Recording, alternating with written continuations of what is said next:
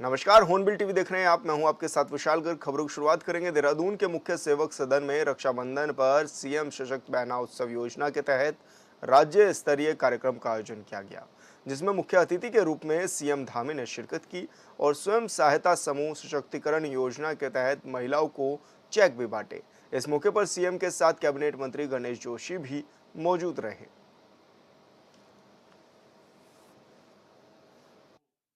माताओं और बहनों के अटूट स्नेह के बंधन के प्रतीक पर्व रक्षाबंधन पर्व की आप सबको मैं बधाई देता हूं, सबको शुभकामनाएं देता हूं।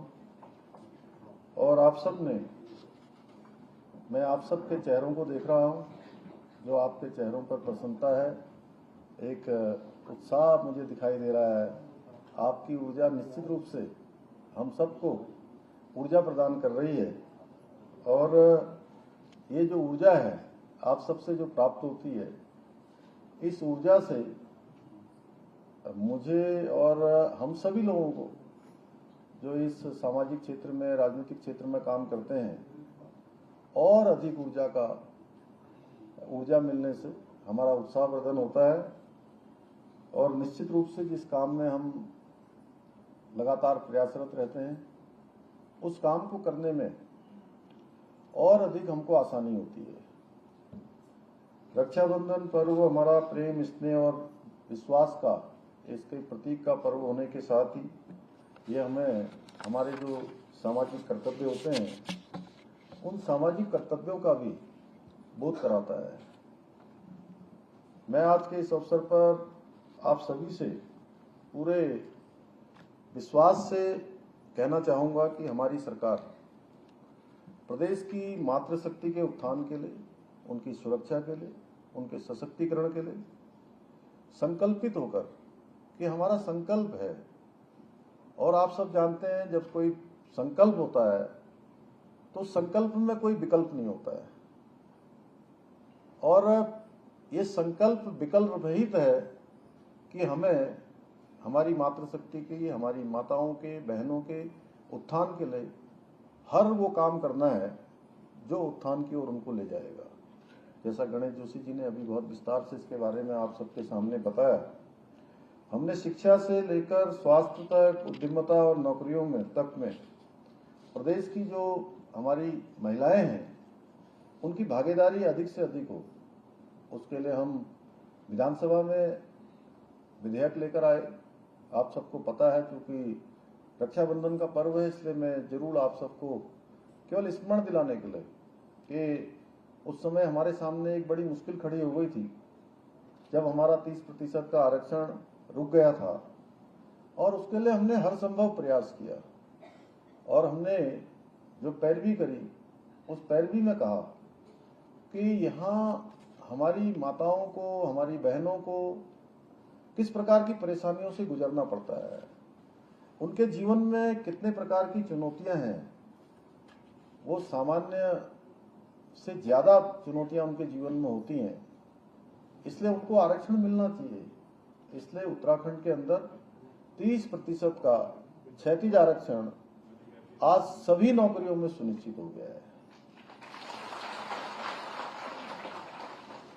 आज के दिन मैं अपनी सभी बहनों से, कि आज हम केवल रक्षाबंधन पर्व मनाने के लिए ही नहीं, सशक्त बहना उत्सव योजना और मुख्यमंत्री महिला स्वयं सहायता समूह सशक्तिकरण योजना के माध्यम से जो महिलाओं की सशक्तिकरण की जो यात्रा है, उसको सेलिब्रेट कर रहे हैं।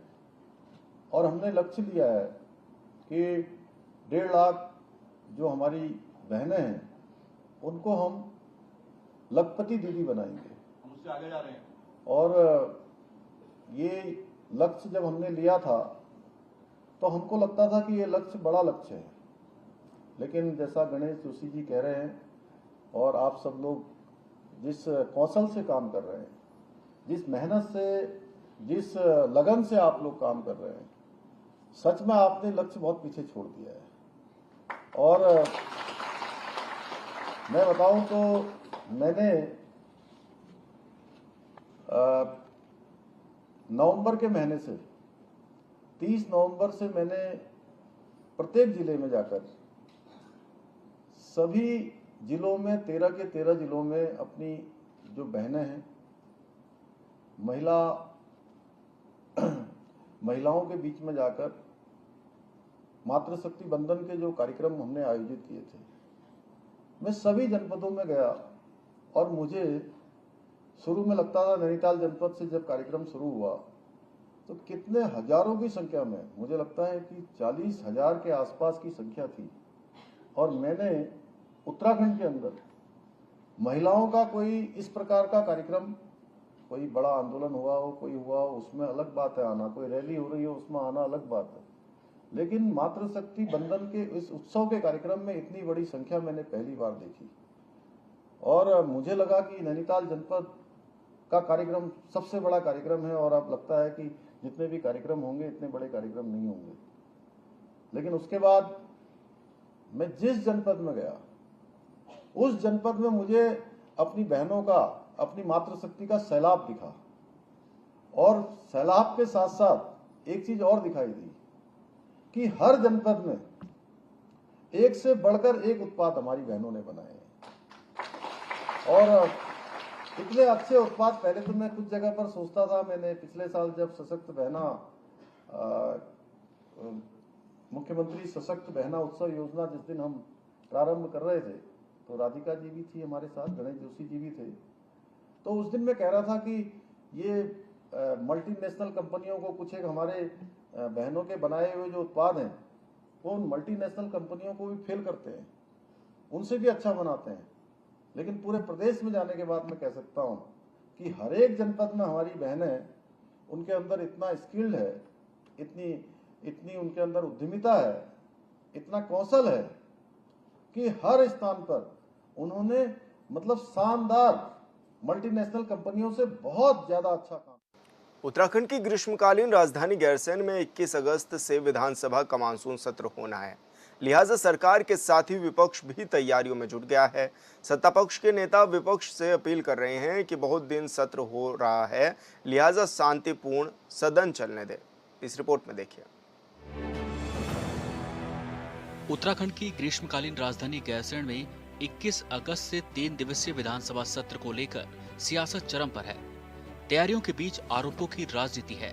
उत्तराखंड विधानसभा अध्यक्ष रितु खंडूड़ी ने बताया कि विधानसभा सचिवालय को अब तक 499 प्रश्न प्राप्त हो चुके हैं। करीबन 499 के करीबन अभी हमारे पास प्रश्न आ चुके हैं। धन्यवाद।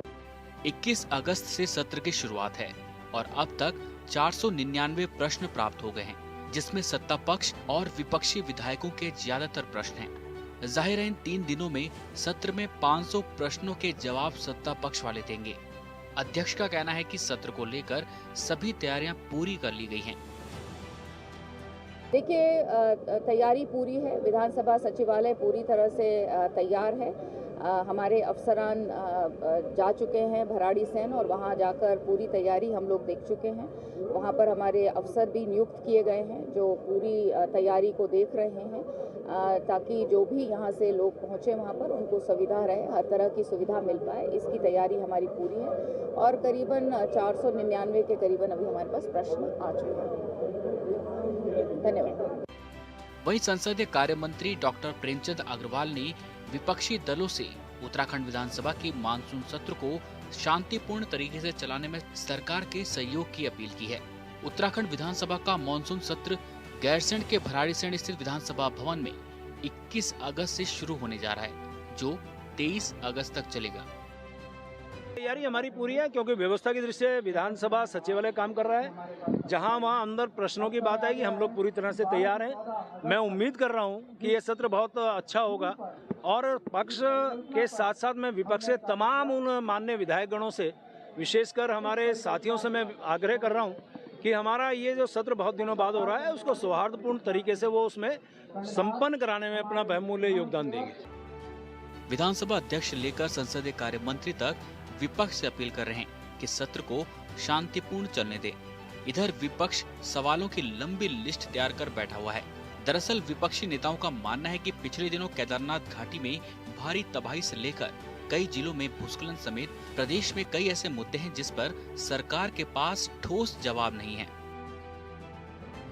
अपने गिरेबान में झांकना चाहिए और उसको ये जवाब देना चाहिए कि आप विपक्ष के सवालों से बचने के लिए संक्षिप्त सत्र क्यों बुला रहे हैं। 15 दिन का विधानसभा सत्र बुलाने की हम लगातार मांग करते रहे हैं और ये जनता का और विधायकों का संवैधानिक अधिकार भी है कि उनको पर्याप्त समय मिले जिससे जनहित के मुद्दों पर चर्चा हो। और उससे ऊपर जो है सरकार कह रही है कि विपक्ष को चर्चा करनी चाहिए। चर्चा करने के लिए जब आप समय ही नहीं दे रहे हैं तो कैसे चर्चा होगी। और जो जनहित के मुद्दों पे है विपक्ष उनको मुखरता से उठाएगा, सरकार उस पर जवाब देने से भागेगी तो निश्चित तौर पर विपक्ष को सत्ता को घेरना पड़ेगा। और सत्ता को इस बात की आशंका पहले से ही है कि वो जनता के मुद्दों पर चर्चा नहीं और जो भी ज्वलंत मुद्दे हैं उस पर सरकार जनहित में क्या फैसले ले रही है इस पर जो है बात करे, ना कि विपक्ष के रवैये पर। कहने को 3 दिन का सत्र, लेकिन इसमें कई तरह से सवाल हैं। सवाल यह है कि 3 दिनों में 500 प्रश्नों के उत्तर कैसे दिए जाएंगे। सवाल है कि हाल ही के दिनों में प्रदेश में हुई जनहित की घटनाओं पर क्या विपक्ष शांत बैठा रहेगा। विपक्ष पहले ही आरोप लगाता रहा है कि बादल फटने की घटना हो या फिर भूस्खलन की, सरकार बड़ी बड़ी बातें तो करती है लेकिन जमीनी हकीकत कुछ और ही है। ऐसे में यह उम्मीद है कि सत्र के दौरान विपक्ष का हंगामा तय है। देहरादून में प्रारंभिक शिक्षा विभाग के आयोजित नियुक्ति पत्र वितरण कार्यक्रम में सीएम धामी ने शिरकत की, जहां सीएम धामी ने 2024 में चयनित सहायक अध्यापकों को नियुक्ति पत्र वितरित किए। कार्यक्रम में सीएम धामी के साथ शिक्षा मंत्री धन सिंह रावत भी मौजूद रहे। सीएम धामी ने सभी चयनित शिक्षकों को शुभकामनाएं देते हुए कहा है कि नियुक्ति पाने वाले सभी शिक्षकों पर भविष्य के कर्णधारों को तैयार करने की बड़ी जिम्मेदारी है। आदरणीय डॉक्टर धन सिंह रावत जी ने बहुत विस्तार से बता दिया है और आज उसकी प्रथम काउंसलिंग में चयनित हुए 473 अभ्यर्थियों को नियुक्ति पत्र प्रदान करने जा रहे हैं। और आज जिनको नियुक्ति पत्र मिल रहे हैं मैं यही कहूँगा कि आप सबकी कड़ी मेहनत, समर्पण और योग्यता का ये प्रमाण है कि हजारों अभ्यर्थियों में से आपका चयन हुआ है। आप अपने आप को भाग्यशाली भी मानिए और यह भी मानिए और उन सब का भी धन्यवाद करिए, केवल मुंह से नहीं अपने दिल से, जिन्होंने आपको आगे बढ़ाने में अपना योगदान दिया है। सबसे पहले तो सबसे पहले जो शिक्षक होते हैं वो हमारे माता पिता होते हैं। पहला संस्कार माता से मिलता है, पिता से मिलता है, उसके बाद हमारे गुरुजनों से मिलता है। उसके अतिरिक्त बहुत सारे लोग कहीं न कहीं हम सब के अभिभावक के रूप में हम सब का मार्गदर्शन करते हैं, तो उनके प्रति भी हमारे मन में कृतज्ञता का भाव रहे। उन सभी का धन्यवाद हमको करना चाहिए। मुझे विश्वास है कि आप सभी अपने अपने क्षेत्रों में आगे जाकर उत्कृष्ट प्रदर्शन करेंगे और बच्चों के समग्र विकास में अपनी महत्वपूर्ण भूमिका निभाएंगे। आपके कंधों पर अब हमारे समाज और प्रदेश के भविष्य को संवारने की जिम्मेदारी है, क्योंकि हमारे देश में उसकी प्रगति में, हमारे समाज के विकास में और देश और राज्य की समृद्धि में सबसे बड़ा योगदान किसी का होता है तो वो शिक्षा ही है जिसका सबसे बड़ा योगदान होता है। और एक बच्चे को जब अच्छी शिक्षा मिलती है तो न केवल अपने जीवन को बेहतर बनाता है बल्कि आने वाले समय में देश और समाज के लिए भी वो अनमोल धरोहर साबित होता है। कई बार मैं ऐसे सामान्य बातचीत में अभिभावकों से मिलता हूं तो उनसे मैं एक बात जरूर कहता हूं कि आप अपने बच्चे के लिए मकान भी बना दीजिए, आप उसके लिए कुछ और भी बना दीजिए, जमीन भी बना दीजिए, लेकिन अगर आपने उसके लिए शिक्षा का प्रबंध नहीं किया, उसको अच्छी शिक्षा नहीं दी, तो ये तय मानिए कि आप उसके जीवन को बहुत सारा खालीपन उसको छोड़ रहे हैं। उसके जीवन की बहुत सारी पूर्णता उसके जीवन में आप नहीं दे रहे हैं।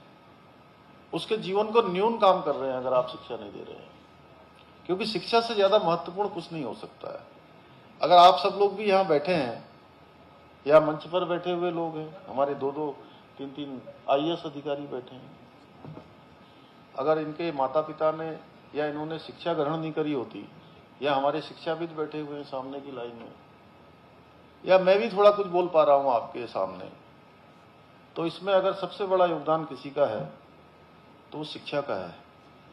इसलिए हम सबको ये जरूर समझना चाहिए, जरूर ये ध्यान में रखना चाहिए कि हम कितने महत्वपूर्ण व्यक्ति हैं जो हमको जिम्मेदारी मिली है। और आज हम ऐसे युग में जी रहे हैं जहां तकनीकी हमारे जीवन के हर क्षेत्र में अपनी छाप छोड़ रही है। शिक्षा में भी तकनीकी नवाचार का समावेश हो रहा है, और हमारे प्रधानमंत्री जी अक्सर टेक्नोलॉजी की बात करते हैं, इनोवेशन, नवाचार की बात करते हैं। और मैं एक बात जरूर, जब धन सिंह जी बोल रहे थे तो अभी इन्होंने मेरे से कुछ और काम करने हैं उसके बारे में बात की है, वो मैं जरूर करूंगा। लेकिन आप लोगों से मैं जरूर ये एक बात कहना चाहता हूं कि आप लोग अब जिस विद्यालय में भी पढ़ाएंगे, जहां भी आपकी शुरुआत होगी, वहां आप ओनरशिप उस विद्यालय की लेंगे, उस ग्राम सभा की ओनरशिप लेंगे, उस पूरे क्षेत्र की ओनरशिप लेंगे। और आपसे ये अपेक्षा है मेरी कि आप वहां जाकर, चूंकि जो पुराने समय के होंगे, अब जैसे हमारे नोडियाल जी हैं या आर्या जी हैं, ये तो सब हमारे अब वरिष्ठ लोग हैं, या और वंदना जी वगैरह आज आई नहीं है, या आप ही लोग बैठे हैं, तो सामने जो है ये सब लोगों का एक लंबा कालखंड एक नियम जीवन के संयम में, अनुशासन में आगे बढ़ गया। लेकिन जो नए लोग जा रहे हैं वो अपने विद्यालय को एक नवाचार से पूरी तरह से आच्छादित कर दें, और एक नया माहौल आपके जाते ही वहां पर कि नए लोग आए हैं, नई टेक्निक लाए हैं, नया उजाला लाए हैं, माने कि नए गुरुजी आए हैं, नई रोशनी लाए हैं। ऐसा एक परिवेश बनाने का काम आप सबको करना है। करेंगे ना ये सब? नहीं, मैं क्या कहना चाह रहा हूं, मेरे भाव समझ रहे हैं आप? मैं सच बता रहा हूं, मैं आपको देख के, आप लोगों की इतनी ज्यादा उमंग को देखकर मैं अंदर घुसा तो मेरे मन में ये विचार आया कि मैं आपसे बात जरूर करूं। और आज मैं आपके नियुक्ति पत्र समारोह में आया हूं, तो आप ये समझ लीजिए कि आज गुरुजी लोगों से मैंने ये अपने लिए ये कुछ मांग लिया। आप देंगे ना ये सब?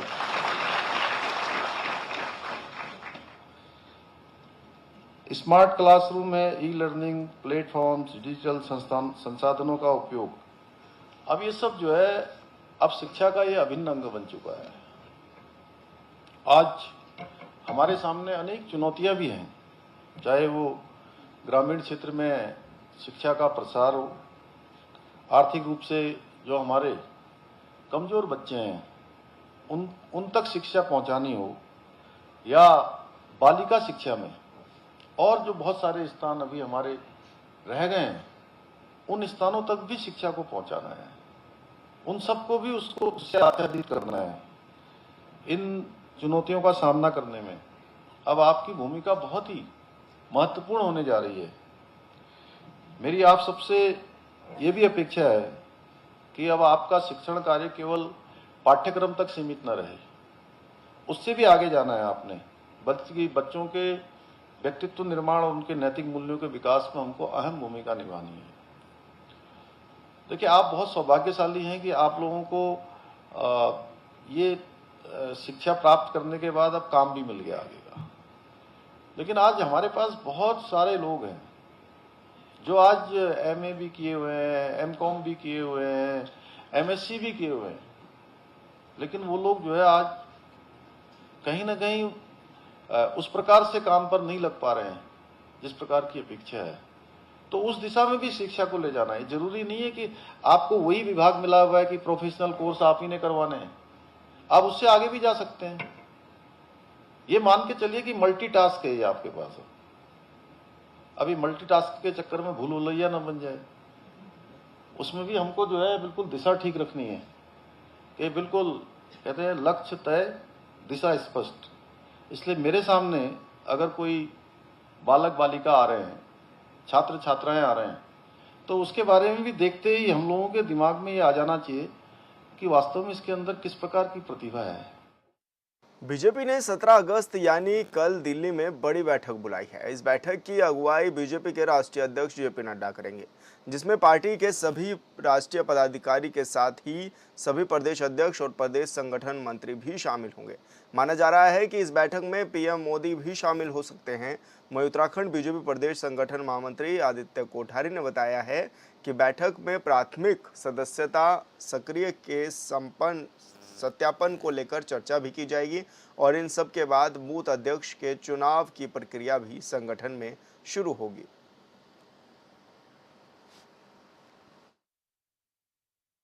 भारतीय जनता पार्टी का संगठन पर्व प्रारंभ होगा और इसके लिए हमारी सदस्यता नए सिरे से प्रारंभ होनी है।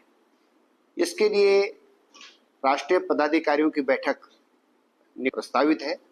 उसमें हमारे सभी राष्ट्रीय पदाधिकारी, सभी प्रदेशों के अध्यक्ष, प्रदेश महामंत्री संगठन और हमारा शीर्ष नेतृत्व बैठेगा और उस बैठक में यह तय होगा कि हमारी प्राथमिक सदस्यता कब से प्रारंभ हो रही है। प्राथमिक सदस्यता के बाद हमारी सक्रिय सदस्यता होगी, फिर सदस्यता का सत्यापन होगा और जब ये कार्य निबट जाएगा तब हम बूथ अध्यक्षों के चुनाव से अपने चुनाव के हिडनबर्ग की नई रिपोर्ट आने के बाद से विपक्षी पार्टी सेबी चीफ माधवीपुरी और बुध के इस्तीफे और अडानी ग्रुप के जुड़े मामले में जेपीसी जांच की मांग कर रही है। अब इसी मामले को लेकर देश में कांग्रेस आने वाली 22 तारीख को ईडी का घेराव भी करेगी। कांग्रेस प्रदेश अध्यक्ष करण मारा ने कहा है कि सरकारी पैसे से सरकारी संपत्तियों को खरीदने का एक क्रम चल चुका है।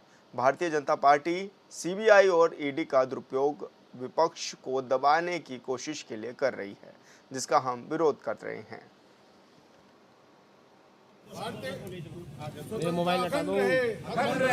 तो तरीका है काम करने का। सरकारी पैसे से सरकारी संपत्तियां खरीदने का जो एक क्रम चल पड़ा है इस देश में, हमारे बैंक्स लोन दे रहे, हमारी संपत्तियों को कमजोर करके उनको खरीदा जा रहा है अडानी के द्वारा। तो ये जो चल रहा है ये ज़्यादा समय तक चलने वाला नहीं है।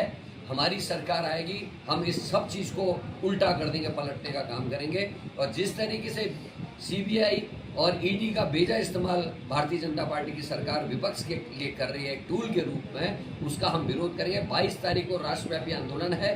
हर राज्य में जहाँ जहाँ ईडी के दफ्तर हैं उन ईडी के दफ्तरों का घेराव किया जाएगा और आगे की रणनीति जल्द ही हम आप लोगों से खुलासा करेंगे। और फिलहाल इस बुलेटिन में इतना ही। आप देखते रहिए हॉर्नबिल टीवी। नमस्कार।